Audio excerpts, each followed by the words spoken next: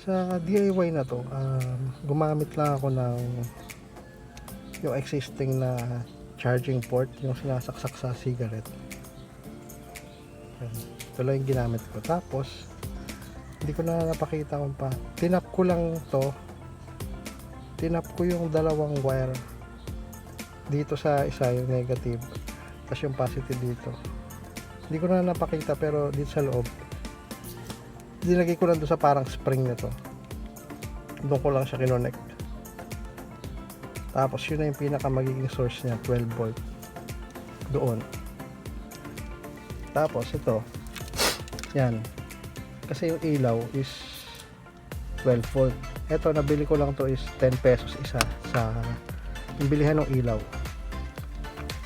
Yan, 10 pesos lang yan. Tapos series ng wiring, connect.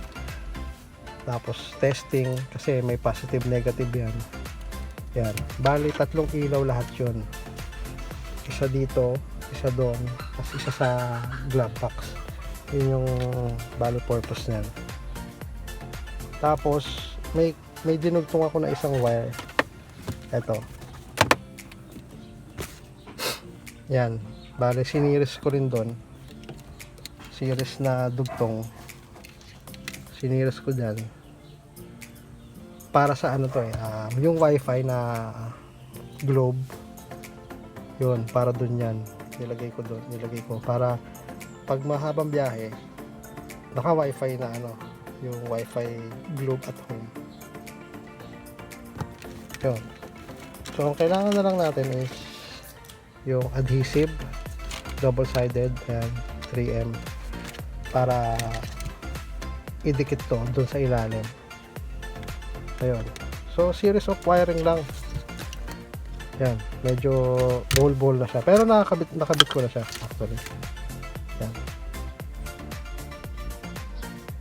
So overall nasa 30 pesos. Tapos yung wire lang, may nahanap lang ako dyan sa amin na wire. Tapos ayun, dinugtong ko lang.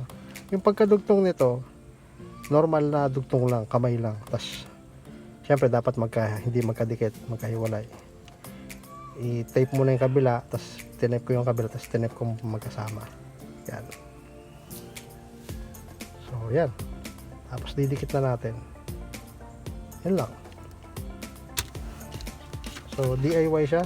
Hindi mabuboid yung warranty dahil gumamit lang tayo ng parang remedyo. Ginamit natin to. Ito, papansin nyo pala, nilagyan ko ng parang uka yan. Kasi hindi siya magpipit kung kasama yung wire. So ginamit ko siya ng panghinang para tunawin yung plastic, para pag sinalpak doon, nakalubog yung wire. Medyo parang nasa kanal. Nilagyan ko ng kanal. Yan. So, may ilaw na tayo sa paa and sa glove box. Yun.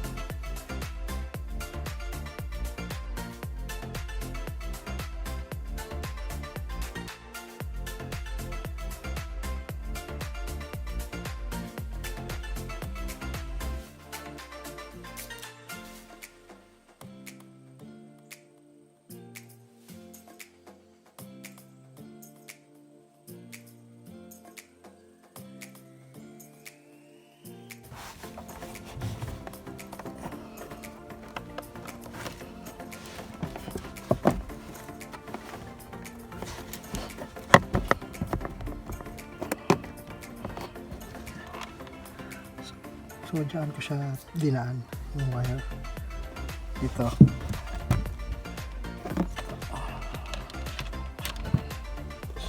Ikit dyan. Glove box po yan. Tapos pagbalik,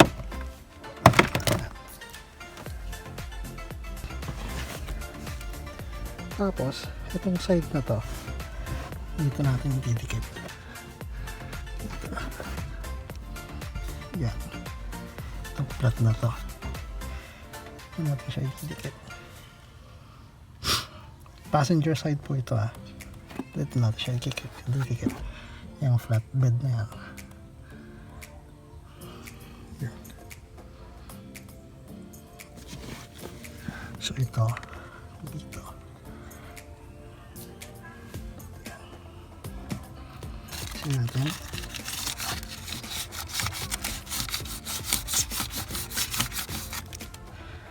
Tapos kaya natin yung strip.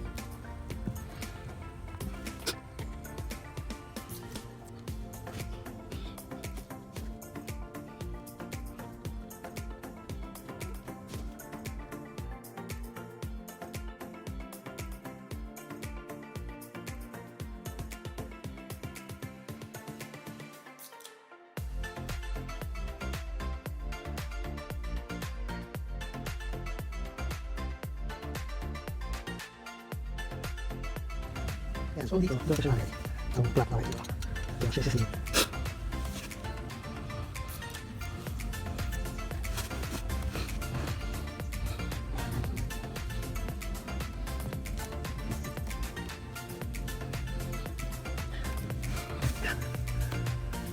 So, init na lang naman.